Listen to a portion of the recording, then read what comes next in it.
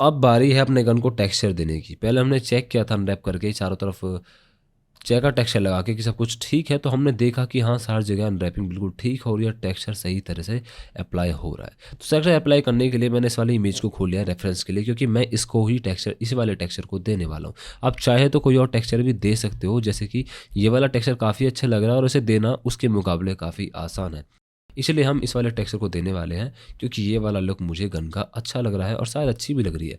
और उस तरफ से मैं इसको भी शायद टेक्सचर दूँ, क्योंकि ये भी अच्छी और हो सकता है कि हम इसको भी मॉडल कर और हो सकता है कि हम इस और हो सकता है कि हम ये वाला टेक्सचर भी दे दें, क्योंकि ये वाला टेक्सचर उन सब के मुकाबले बहुत ज़्यादा आसान है और एक ही बार में दिया जा सकता है।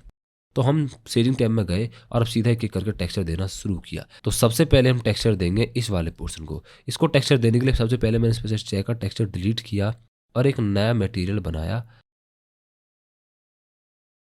इस तरह से, और इसका नाम दिया ब्लैक।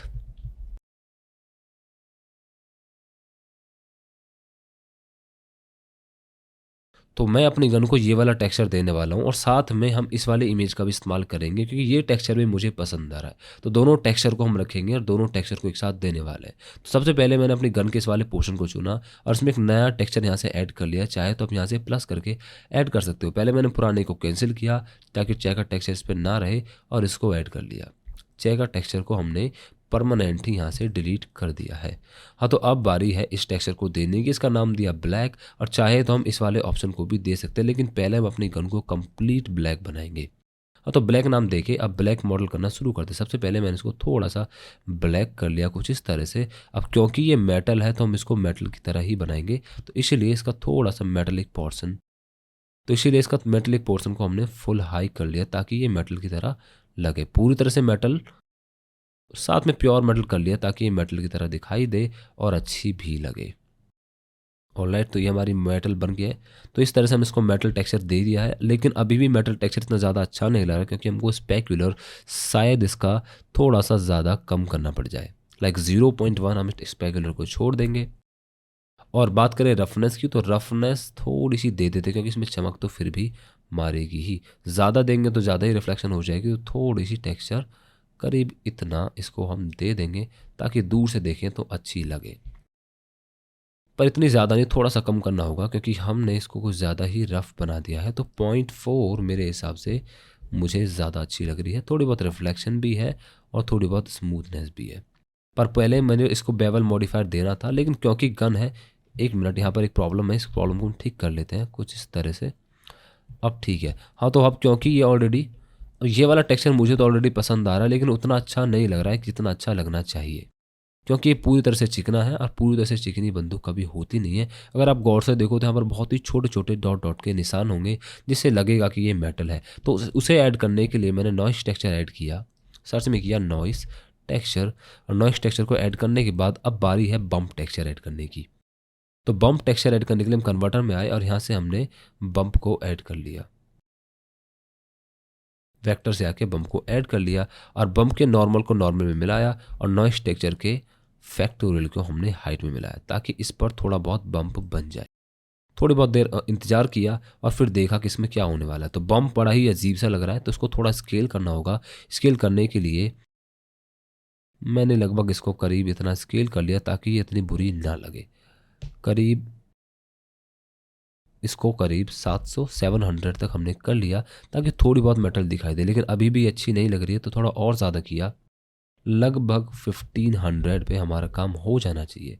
तो ये अब ज़्यादा अच्छी लग रही है, बट प्रॉब्लम ये कि यहाँ पर ये वाली लाइंस दिखनी शुरू हो गई है।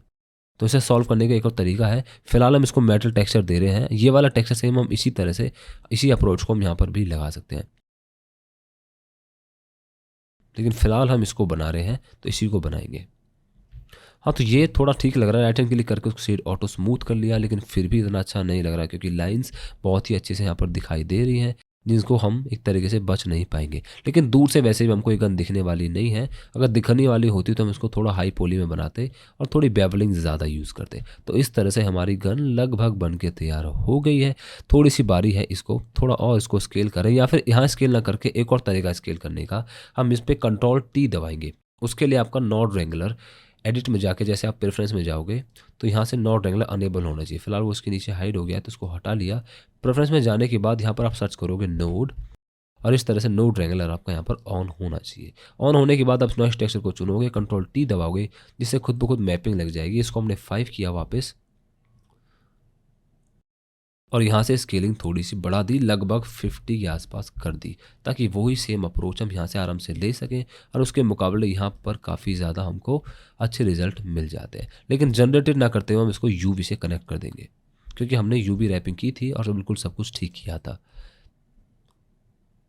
फिर से स्केलिंग थोड़ी ज़्यादा की तो लगभग 150 कर ली, शायद 150 से काम हो जाए। अभी भी काम नहीं हुआ तो तीनों को एक साथ स्क्रॉल करना शुरू कर दिया, करीब जब तक हमें पसंद ना आ जाए।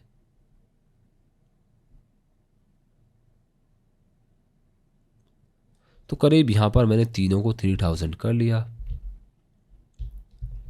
और थोड़ा सा हम इधर भी इसको बना देंगे, लाइक 40 के आसपास हम यहाँ पर कर देंगे, ताकि इतना बम्प ना रहे, थोड़ी बहुत मेटेलिक लगे। बिल्कुल ऐसा ही हम चाह रहे थे। तो ये हमारी गन का अगला पोर्शन बन के तैयार है। आगे के सारे पोर्शन बनाने काफ़ी ज़्यादा आसान है। बस करना ये, इस पोर्शन को सेलेक्ट किया और इसमें चेकर की जगह हम दूसरा सेलेक्ट कर देंगे जिसका नाम है ब्लैक। ये खुद पे खुद ब्लैक हो जाएगा। इसको सेलेक्ट किया और यहाँ से फिर ब्लैक सेलेक्ट कर लिया, और इसी तरह से पूरी गन को फटाफट हम ब्लैक कर लेंगे।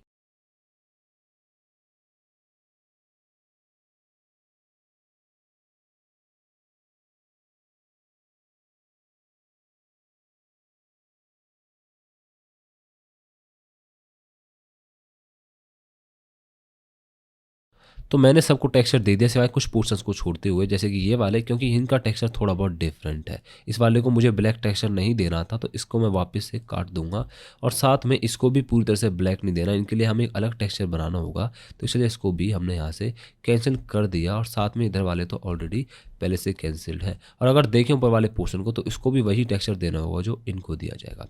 अब सवाल ये उठता है कि ये बंदूक बिल्कुल वैसी नहीं है जैसी हमें बनानी थी, क्योंकि थोड़ी सी इतनी ज़्यादा लाइटिंग वगैरह सब एडजस्ट करनी पड़ेगी। तो उसे एडजस्ट करने के लिए मैंने स्पेक्यूलर को थोड़ा एडजस्ट कर लिया, थोड़ा सा बढ़ा दिया, करीब इतना, और रफनेस को थोड़ा सा कम कर दिया ताकि इस पर थोड़ी बहुत शाइनीनेस आ सके, कुछ इस तरह से। अब मुझे मेरी गन बिल्कुल ठीक लग रही है, जैसी मैं चाह रहा था वैसी बन गई है। अब बारी है इस वाले टेक्सचर को ऐड करने की। अगर कोई छोटी मोटी ट्विकिंग करनी होगी तो वो हम बाद में भी कर सकते हैं।